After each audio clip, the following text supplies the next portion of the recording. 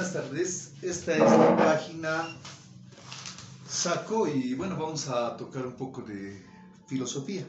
Me gustaría pedirles que lo adecuen al personaje de Kepler 667, ¿no? Una de sus facetas y bueno, de ambos Kepler también y podría ser de la Tierra. ¿Ya? Entonces vamos con un poco de filosofía. Esta es la página Saco, que es decir 64. Entonces, sí, vamos a ver. Lo primero, o sea, sin ningún prejuicio hacia los filósofos, no los vamos a prejuzgar como gente distraída, tonta, ni mucho menos, sino como gente inteligente que se preocupa por la realidad mundial. Ya, entonces, hablemos de Martin Heidegger. En 1935 pregunta por qué hay algo y no más bien nada.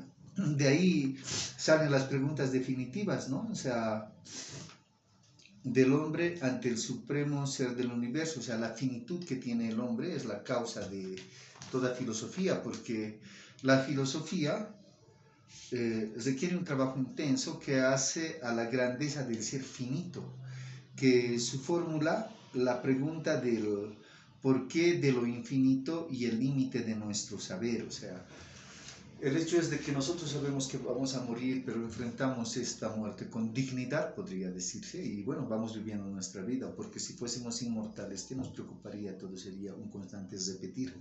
Entonces, es esa la belleza de la filosofía y que centra el hombre, ¿no? En el entorno de lo que él quiere saber y se cuestiona así siendo finito. Entonces, ¿por qué hay cultura y filosofía?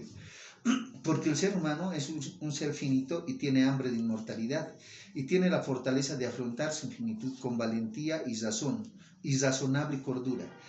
Se siente en sí, esto se transmuta en toda excelsa referencia cultural, como estas páginas filosóficas contenidas en la novela, que si no la realizo ahora, tal vez no la realice nunca, porque tengo infinitas obligaciones y mis posibilidades también son infinitas.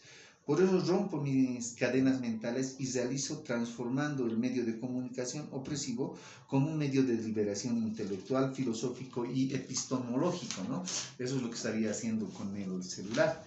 Entonces, podemos ver que acá se asombran de su posición ante la maravilla existencial de su entorno, dice Renato Descartes.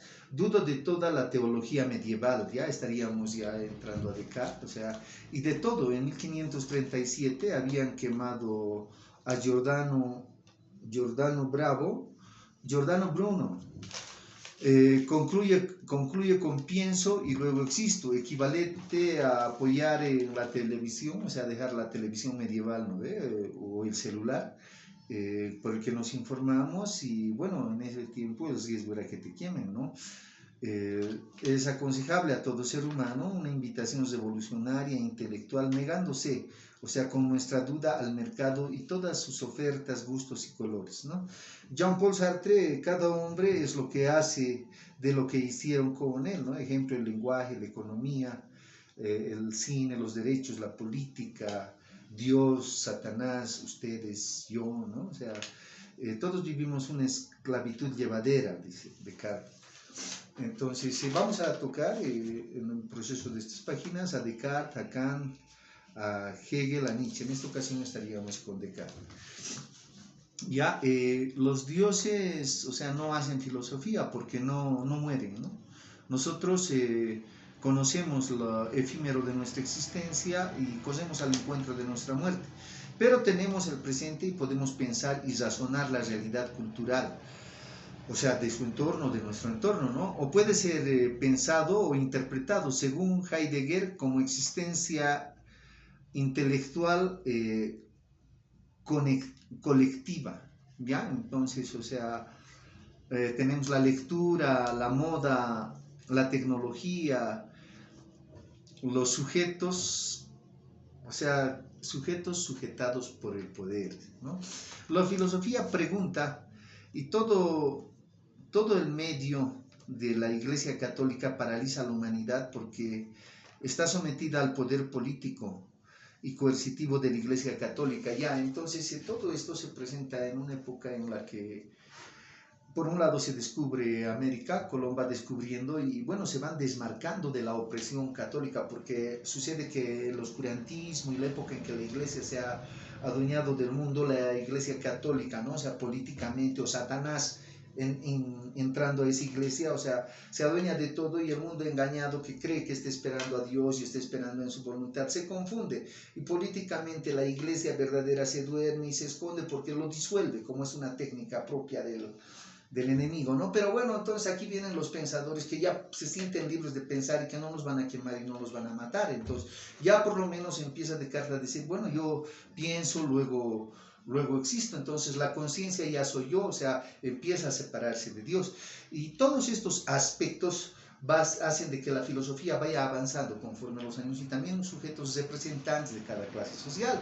En este caso la clase social es la burguesía, porque esta clase social es la clase emergente, económicamente nueva y que ya está tomando el poder económico, o sea, ya lo ha tomado, pero le falta tomar el poder político. A este efecto, o sea, aparecen razonamientos como los de Descartes que empiezan a poner en duda esta norma, estos dogmas eclesiásticos, a través de los cuales, o sea, todos son prisioneros de la Iglesia Católica, ¿no? Entonces, ya estamos a estas alturas y aparece Descartes, ¿no?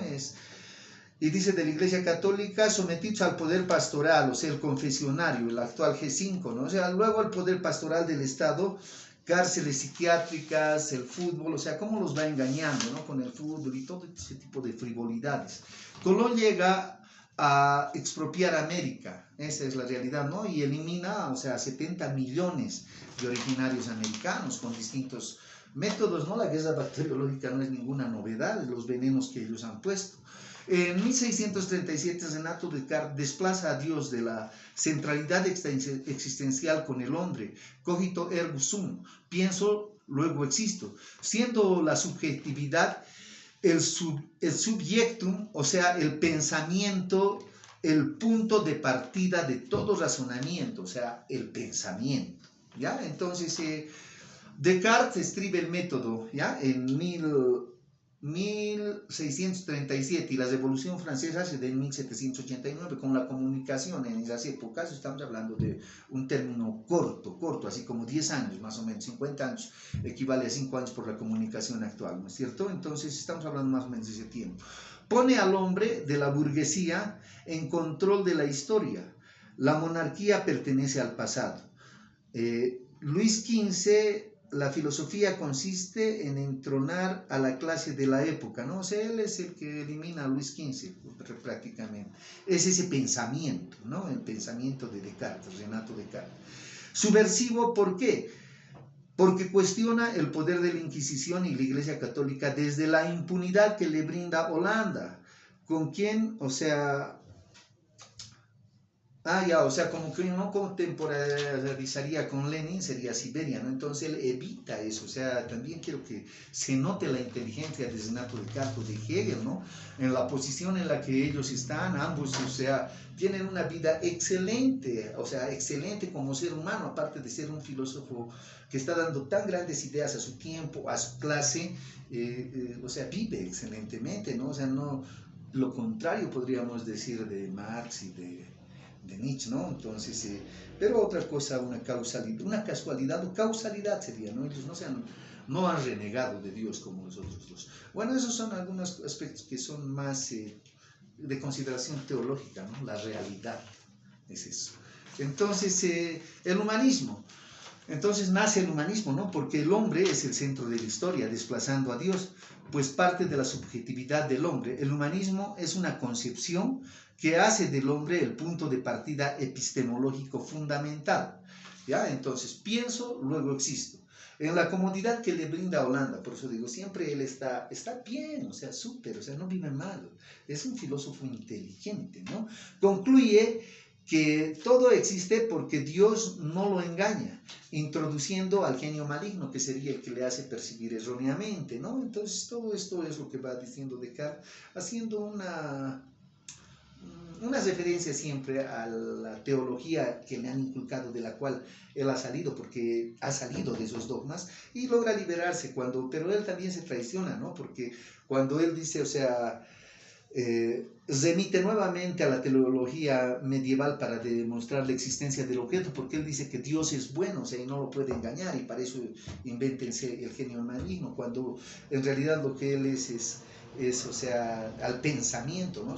Luego vuelve, o sea, al cogito ergo sum, o sea, a la veracidad divina, o sea, con una prueba ontológica que realiza él sobre él, ¿no? O sea, desde que la imagen de Dios, dice, o sea, esta prueba, desde que la imagen de Dios está en mí, dice, ¿no? O sea, en mí, en el cogito, o sea, y existe en mí la idea de la perfección siendo imperfecto, entonces esa idea la puso alguien perfecto, porque el pensamiento existe la idea de la perfección.